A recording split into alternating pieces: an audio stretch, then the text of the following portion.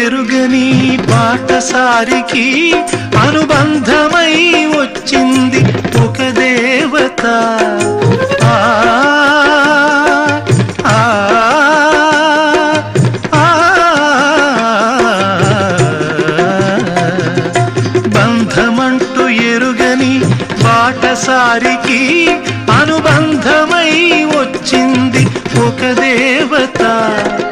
ఇంత చోటులోనే అంత మనసు ఉంచి, ఇంత చోటులోనే అంత మనసు ఉంచి నా సొంతమే అయ్యింది ప్రియురాలిగా.